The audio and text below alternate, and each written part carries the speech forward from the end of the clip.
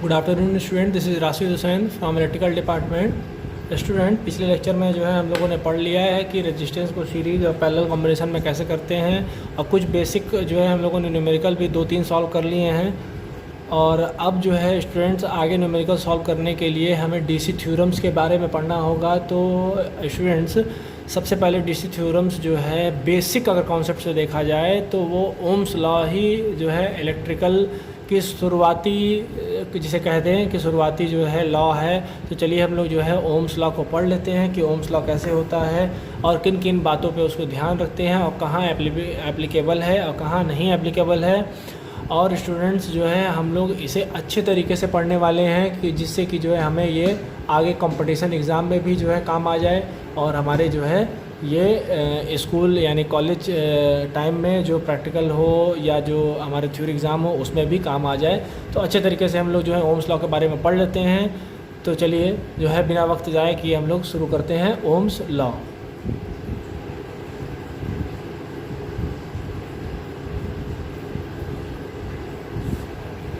यहाँ पे स्टूडेंट जो है हमारा ये ओम्स लॉ के बारे में अब देखना चालू हम लोग कर रहे हैं कि ओम्स लॉ क्या होता है।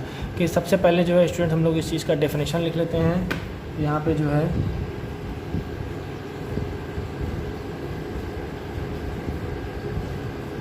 डेफिनेशन क्या होगा और किस तरीके से होगा इसको देख लेते हैं। तो लिखना होगा यहाँ पे कि the voltage across any two point, जिसे हम A और B के नाम से भी कह सकते हैं, A and B is directly proportional to the value of current flowing in the circuit and also directly proportional to the value of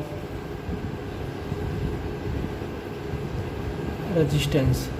ठीक है स्टूडेंट्स, ये कहा जा रहा है कि किन्हीं भी दो पॉइंट्स के बीच में जो करंट फ्लो हो रही है और जो उसमें रेजिस्टेंस लगा हुआ है वो जो है हमारे वोल्टेज के बिल्कुल डायरेक्टली प्रोपोर्शनल होगा, यानी समानुपाती होगा। अब स्टूडेंट जो है इसको हम लोग फार्मूला बेसिस पे लिख लेते हैं कि फार्मूला बेसिस पे किस तरीके से इसको अप्लाई किया जाएगा। फार्मूला यहाँ पे लिखा जाए जिस तरीके से इसको डेफिनेशन लिखा गया है, अब उसको जो है हम लोग यहाँ पर फार्मूले बेसिस पे लिख लेते हैं। तो फार्मूले पे क्या लिखा जा रहा है कि V यानी कैपिटल V जो है is directly proportional to capital I and R। मतलब ये V क्या है यहाँ पे, वोल्टेज। ठीक है स्टूडेंट्स, I क्या है यहाँ पे, करंट, और R स्टूडेंट यहाँ पे क्या है, रेजिस्टेंस। ठीक है स्टूडेंट, ये तीनों चीज़ बन गया है। इसको और जो है अगर हम लोग सिंप्लीफाई करके लिखें तो V is equal to I R student हम लोग लिख सकते हैं बिल्कुल। और इसी को जो है हम लोग कहेंगे ओम्स लॉ। ठीक है स्टूडेंट्स, ये हमारा क्या हो जाता है, ओम्स लॉ हो जाता है, जिसका फार्मूला हम लोग क्या लिखेंगे, V is equal to I R भी लिख सकते हैं, और एक और फॉर्म में लिख सकते हैं। अगर हमें लिखना हो गया तो I is equal to V upon R भी लिख सकते हैं। ये भी जो है हमारा क्या हो जाएगा, इसका सेकंड फॉर्म हो जाएगा। और स्टूडेंट्स अगर हम R के रिस्पेक्ट में देख लें तो R इज इक्वल टू हमारा स्टूडेंट्स हो जाएगा यहाँ पे V अपॉन I हो जाएगा। ठीक है, तो यहाँ पे तीनों हम लोगों ने लिख दिया है कि 1 2 3, और ये सभी क्या हो जाएंगे, हमारे ओम्स लॉ हो जाएंगे। ये तीनों एक दूसरे के बिल्कुल बराबर ही हैं, कोई डिफरेंस नहीं है। अगर हमें वोल्टेज निकालना है तो लिख लेंगे हम क्या, किसके लिए, वोल्टेज का फार्मूला ये हो गया फॉर वोल्टेज, और यहाँ पे हम लिखेंगे फॉर करंट, और यहाँ पे लिखेंगे फॉर रेजिस्टेंस। ये मतलब ये फार्मूला जो लिखा गया है तीनों एक ही चीज़ है, सिर्फ कैलकुलेशन जो है हमें अलग अलग तरीके से करना पड़ेगा और जो है इनका फार्मूला लिखने का तरीका अलग अलग है, ठीक है। और अगर हमें वोल्टेज निकालना हो गया तो ये फार्मूला लगाएंगे, अगर करंट निकालना हो गया उस सर्किट में तो ये निकालेंगे, और रेजिस्टेंस अगर निकालना हो गया तो स्टूडेंट हम जो है इस फार्मूले का इस्तेमाल करेंगे, ठीक है स्टूडेंट्स। अब जो है बात ये है कि इसका ग्राफ जब खींचते हैं तो ग्राफ कैसे बनता है वो देख लेते हैं। तो अगला पॉइंट यहाँ पे हम लोग जो लिखेंगे वो ग्राफ लिखेंगे। तो ग्राफ जब भी स्टूडेंट हम लोग खींचते हैं तो वो दो लाइनों के बीच में यानी जो है दो क्वाड्रेंट के बीच में खींचा जाए। अगर यहाँ पे हम लोग एक क्वाड्रेंट बना लिया जाए, इस एक्स एक्सिस और Y axis, and this is X axis और ये हमारा क्या हो जाएगा वाई एक्सिस, ठीक है। इस एक्स एक्सिस पे हम लोग क्या ले लें, वोल्टेज ले लें, अगर वोल्टेज यानी V, और इस एक्सिस पे स्टूडेंट हम लोग अगर ले लें करंट, अगर इस एक्सिस पे हम लोगों ने अगर करंट ले लिया I, तो क्या होगा कि वोल्टेज और करंट जब हमारा बराबर होगा, ठीक है। जैसे मान लिया जाए यहाँ पर ये हमारा क्या हो गया वोल्टेज V, ठीक है, और यहाँ पे हमारा अगर करंट हो गया ये I, जैसे जैसे वोल्टेज बढ़ेगा वैसे वैसे करंट बढ़ेगा, क्योंकि यहाँ पे डायरेक्टली प्रोपोर्शनल है तो रेजिस्टेंस भी वैसे वैसे बढ़ेगा। तो अगर इसका हम लोग तुल्य निकाला जाए, अगर इक्विवेलेंट निकाला जाए तो क्या रिजल्टेंट निकल के आएगा, ये हमारा ये आएगा, ये रिजल्टेंट, ठीक है। तो ये रिजल्टेंट हमारा क्या है, ये R है, और ये R कैसे मिल रहा है, एक लीनियर यानी स्ट्रेट फॉर्म में मिल रहा है, ठीक है। तो ये हमारा हो जाएगा रेजिस्टेंस, ये रेजिस्टेंस हो जाएगा। किस नेचर का हो जाएगा स्टूडेंट्स ये, तो ये हम लोग लिखेंगे लीनियर नेचर का होगा, ठीक है, यानी स्ट्रेट फॉर्म में एक सीधा ग्राफ हमारा खींचा जाएगा।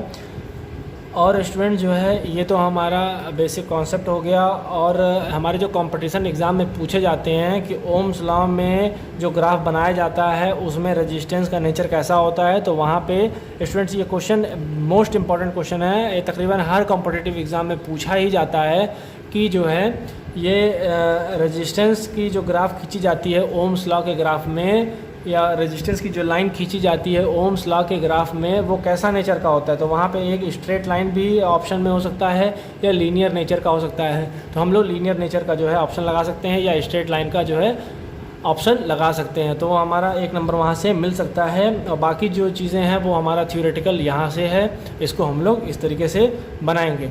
अब स्टूडेंट जो है थोड़ा सा और जो है पॉइंट्स टू रिमेंबर में हम लोग लिख लेते हैं किन किन बातों का जो है हमें ध्यान रखना है। तो यहाँ पर लिखिए remember.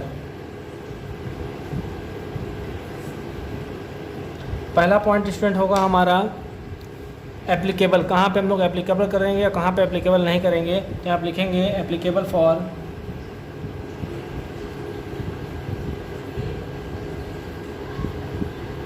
Both AC as well as DC supply, AC और DC सप्लाई दोनों के लिए इस्तेमाल करते हैं स्टूडेंट। और दूसरा बात अगर हम लोग करते हैं तो कहाँ पे इस्तेमाल होगा, तो to find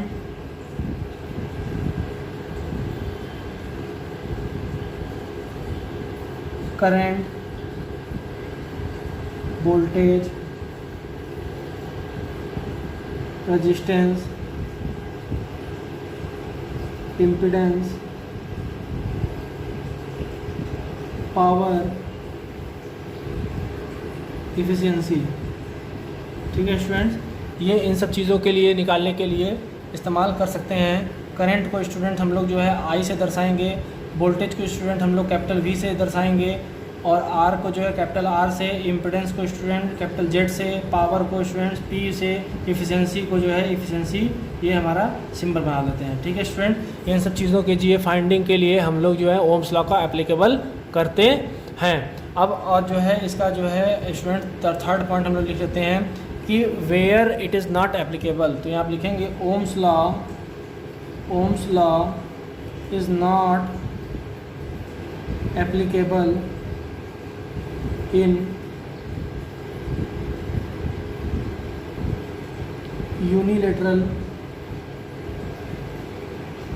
unilateral circuit and यानी यूनिलेटरल सर्किट वो है कि जिधर करंट की वैल्यू एक तरफ से फ्लो होती है दूसरी तरफ से फ्लो नहीं होती है, यानी जहाँ पर डायोड या ट्रांजिस्टर लगे हो। ठीक है स्टूडेंट्स, तो यूनिलेटरल में नहीं इस्तेमाल करते हैं, और या फिर हम लोग जो है इसको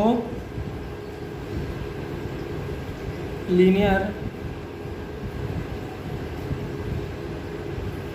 सर्किट में इस्तेमाल नहीं करते हैं। ठीक है, तो ये हमारा जो है ये 3 पॉइंट्स हैं, ये हमारे कॉम्पिटिटिव एग्ज़ाम में भी पूछे जा सकते हैं और हमारे जो है सब्जेक्टिव एग्ज़ाम में भी पूछे जा सकते हैं। तो इसलिए स्टूडेंट जो है इस चीज़ का जो है बिल्कुल बाकायदा आप लोग अच्छे तरीके से पढ़ लें, और आगे जो है ये बहुत ही काम आने वाला है, जिसके द्वारा जो है हम आगे अच्छे मार्क्स गेन सकते हैं। ठीक है, तो अब इस चीज़ का जो है आप लोग स्क्रीनशॉट ले लीजिए। इसके बाद हम लोग एक पाई चार्ट बनाएंगे जिसके तहत जो है ओम्स लॉ को हम लोग अच्छे तरीके से समझ सकते हैं। ठीक है स्टूडेंट्स, अब जो है ओम्स लॉ को जो है हम लोग अगर ग्राफिकल में देख लिया गया है और उनका जो है हम लोग डेफिनेशन भी पढ़ लिया गया है। अब थोड़ा सा जो है हम लोग जो है उसको कॉन्सेप्ट बेसिस से पढ़ लेते हैं कि आखिर ओम्स लॉ कहता क्या है और काम कैसे करते हैं हम लोग इसमें। तो सपोज़ दैट मान लिया जाए कि दिस इज टनल, ये हमारा एक टनल है,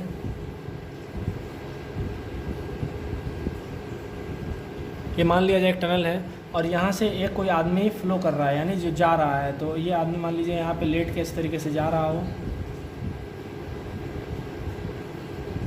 ठीक है स्टूडेंट्स, ये मान लीजिए यहाँ से इसका मूवमेंट इधर है। ठीक, तो अब ये जब इधर से इधर फ़्लो करेगा, इधर से इधर जब फ़्लो करेगा, तो मान लिया जाए कि इसका नाम हम लोग क्या रख दें, एम्पियर, यानी करंट। ये आई के बराबर हो गया, ये आई हो गया, और इसको हम लोग क्या कह दें, कंडक्टर। इस टनल बॉडी को कंडक्टर कहते हैं, और इधर से जो है हम लोग एक अप्लाई फोर्स करें, इधर से एक फोर्स अप्लाई करें जिसे हम लोग वोल्टेज कह रहे हैं। ठीक है स्टूडेंट्स, यहाँ पे हम लोग वोल्टेज, ये वोल्टेज हो गया। यहाँ से वोल्टेज अगर हम इसे अप्लाई कर रहे हैं तो स्टूडेंट्स ये बिल्कुल डायरेक्टली जो है इधर से फ्लो होकर इधर निकल आएगा, आउट हो जाएगा, आउट सेक्शन में आ जाएगा। तो अगर ये बिना रुकावट के एकदम आराम से इधर से आ जाता है अगर, तो ये क्या होगा कि इस कंडक्टर में, यानी इस टनल में कोई सी भी रुकावट नहीं है। जैसे भी हम जो है एक्सटर्नल फोर्स लगाते हैं तो वो बॉडी इधर से फ्लो हो जाती है, यानी कोई भी हम वोल्टेज सोर्स लगाते हैं, इलेक्ट्रोमोटिव फोर्स लगाते हैं, तो हमें जो है इलेक्ट्रॉन्स आराम से एक जगह से दूसरी जगह फ्लो हो जाता है बिना रुकावट के। अब बात आती है अगर स्टूडेंट्स इसमें कोई रुकावट आ जाए तो, अगर इसमें रुकावट आ जाए तो वो क्या जो है दर्शाएगा, किस तरीके से उसे हम समझेंगे। तो यहाँ पर अगर मान लिया जाए कि अगर रुकावट आने लगा, कोई यहाँ पे एक बैठा हुआ इंसान, यहाँ पे ये बिल्कुल, इसका नाम है हमारा क्या, रेजिस्टेंस।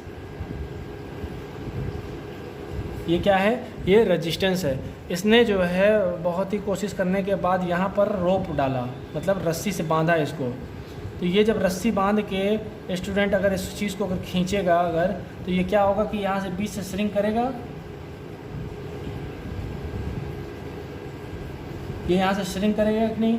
तो ये जब कर जाएगा तो जो है ये रुकावट से होकर जाएगा यहाँ पे। तो जब इस चीज़ का जो दबाव यहाँ से पड़ा हुआ है, ये फाइनली जो है हमारा बन के तैयार ऐसे होगा। तो स्टूडेंट यहाँ मोटा था, यहाँ पतला हो गया, फिर मोटा हो गया, तो यानी यहाँ पर रेजिस्टेंस लगाया जा रहा है। तो ये हमारा क्या हो जाएगा, ये आर हो जाएगा।